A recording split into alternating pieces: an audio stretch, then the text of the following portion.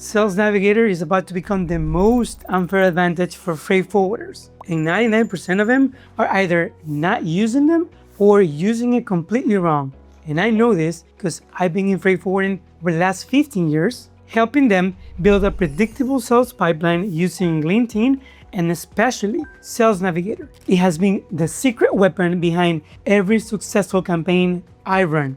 I've been in the trenches, constantly testing what works and what doesn't when it comes to finding and reaching high-value shippers or agents. And I can tell you this right now, most freight forwarders are wasting their time with basic LinkedIn searches while the competition is targeting decision makers with surgical precision. So in this video, I'm going to walk you through the exact 6 steps on how to use Sales Navigator to dominate your niche in freight forwarding. I'll show you the advanced filters that most freight forwarders don't even know exist, the search strategies that surface shippers before they start shopping around, and the exact tactics I use with my clients and my forwarder to generate qualified sales calls every single month without cold calling or without having to travel or be around to trade shows, and especially without having to wait around for referrals. So sit tight because this is going to be bomb. Strategy number 1, the job changer strategy.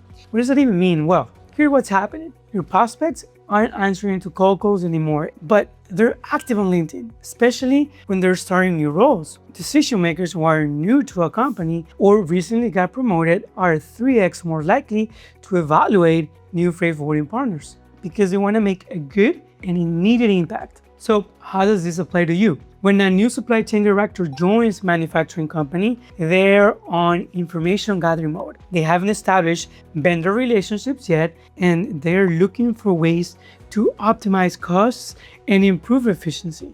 How to find them? You open LinkedIn Sales Navigator, you set up the persona filter, and then you put supply chain directors, procurement managers, import-export managers, and then you go to activities and you click on change jobs in the last 90 days. You filter by the target industries, for example, manufacturing, retail, automotive, and then you say something like, hey John, congratulations on your new role on X, Y, and Z company.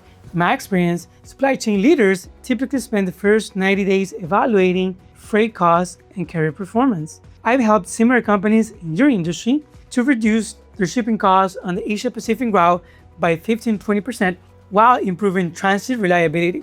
Would it be helpful to see a quick analysis of your current market rates for your key trade lanes? Now, why this works? Because you're not selling freight forwarding services. You're offering marketing intelligence, and that helps them succeed on their new role. So you're not asking, you are giving, and that changes the strategy completely. Strategy number 2, the growing company method. Companies that experience rapid growth face logistics challenges. A company that was shipping, say, 2 containers a month and suddenly needs to ship 10 containers a month will not have the same needs. And the current forwarder might not have the capacity or the expertise to scale with them. Now, how to find those companies?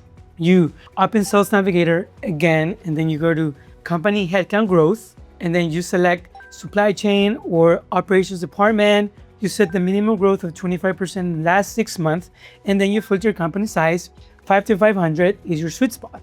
What do you say to them, to those companies? You say, hey, Mr. John, notice your company X, Y, and Z Logistics has added 15 new team members in the past 6 months. Congratulations on that growth. So this typically happens when companies start experiencing capacity constraints with their current freight partners. I have helped companies with similar growth trend in the industry where you're at transition from, let's say, 1 container a month, 10 containers a month, from LCL shipments to SL shipments. Would you be open to a brief conversation about your current shipping volumes and growth projections? Why this works? Because again, you're not asking for a sell. You're simply offering help because probably they're experiencing some kind of problem. Probably their current freight forwarder are not able to satisfy their current needs or satisfy the current capacity. So you're coming as a lifesaver saying, hey, do you need help? I can help you.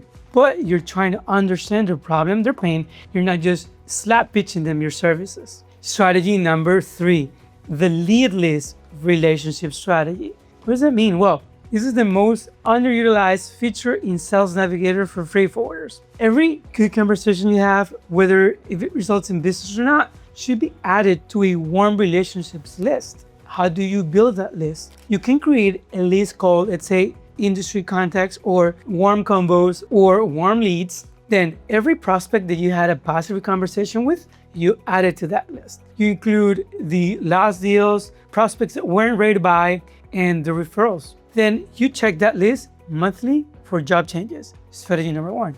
When someone from that list changes jobs, like we already talked about, you have a warm introduction to a new company already because you already show your expertise and that you try to help him out. So you say something like, hey, John, I saw that you moved from company ABC Logistics to company XYZ Logistics. I'm excited for you, man. I remember the conversation that we had a couple months ago about your Asia Pacific challenges when you were back at the old company. I imagine that on your new role, you might have the same kind of problems. Would it make sense if we reconnect and discuss your current freight forwarding setup? Why this helps? Again, you're offering help. You're not trying to win a sale. You have a relationship already established and you're just nurturing that relationship, offering even more value and more help. You're not saying, I'm sure that I can help you. You're saying, hey, would it make sense if we get this convo into a call or a video call where I can learn more and see if, we're a fit? Strategy number 4, the previous company intelligence strategy. This is where freight forwarders can get incredibly strategic because you can find prospects who used to work at the companies that you have already as customers, companies that use your service. Use strategy A. Say you find people who used to work at your customer companies because they're familiar with your service, with the quality of it, and might be looking for similar solutions at their new companies. How to do this? So you set up a list of your top 10 customers, and then in Sales Navigator, you use past company filter, and then you add your company names, your customer company names. You filter by the current role, company size, and then you say something like, hey, John, I noticed your background with company X, Y, and Z. We've been partners with that company for 5 years, and we're helping them manage their Asia Pacific trade lane. Given your experience there, you probably understand the importance of reliable Asia Pacific freight partnerships. Would you be open to discussing your new company's current shipping setup? Or strategy B, which is the competition intelligence, where you find people who used to work at those companies that they use your competitors, they understand the pain points, and they might be open to alternatives. And then you say the same thing.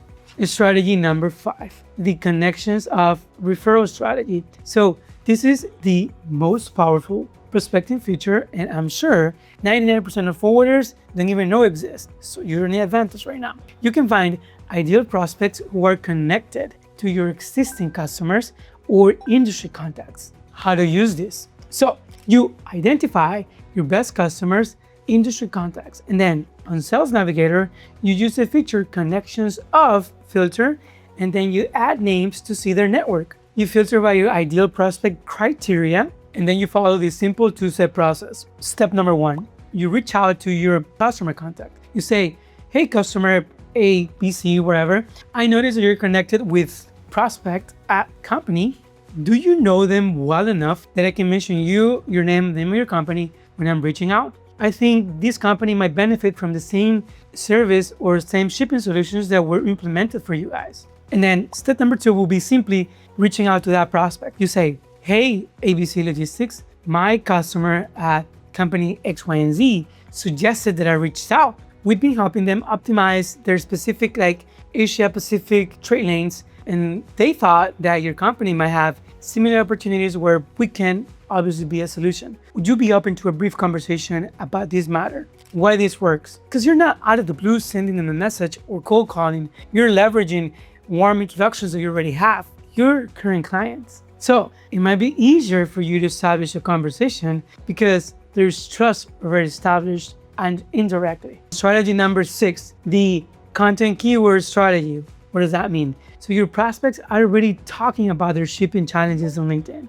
You just need to know where to find these conversations. And you can do this by first creating a Boolean search with freight forwarding related keywords like freight forwarding or shipping costs or supply chain constraints, import delays, custom problems, stuff like that. Then you search LinkedIn posts, not people, posts, and then you filter by latest to see recent conversations about these keywords. And then you look for posts where people are asking for recommendations or discussing challenges. How to approach them? Do not immediately pitch your services. Instead, provide some kind of value in the comment. Then connect with the original poster and the others who engage meaningfully. This is an example of a comment or a response. You can say, hey, great question about managing detention charges at the Long Beach port. In my experience, the key is having real-time visibility into container status and pre-planning your dryage appointments. I'll be happy to share some specific strategies that have worked well with similar companies if that will be helpful. And then you follow up message saying, hi name, I saw your post about detention charges and that is a challenge that many manufacturing clients face. I shared some thoughts in the comments, but I'll be happy to discuss some specific strategies that have saved similar companies 15 to 20% of their West Coast operations. And this works because you're offering help, you're giving value, you're not asking, you are giving. So look, here's the reality most freight forwarders don't want to face. Your competitors are already using these strategies. While you're making cold calls and hoping for referrals to show up, they are systematically identifying warm prospects who are already in the market for freight forwarding services. These Sales Navigator strategies I just showed you aren't theory. They're the exact tactics that my most successful freight forwarding clients are using to generate qualified leads. But here's what separates the winners from everybody else: consistency. Most freight forwarders will watch this video, will get excited, they'll try one strategy, they'll try for a week, and then go back to their old habits. Companies that will dominate their markets are the ones that pick 2 or 3 of these strategies and execute them consistently for at least 90 days. If this video opened your eyes on what's possible with LinkedIn Sales Navigator, hit that subscribe button. The freight forwarding industry is changing fast, and the companies that master these digital prospecting strategies will be the ones that survive and the ones that thrive the next decade. And again, your competitors are already using these tools. The question is, are you going to join them, or are you going to keep hoping that cold call and that trade show will be enough to grow your business? Choice is yours, but choose quickly, because while you're deciding, your competitors are already booking meetings with your future clients.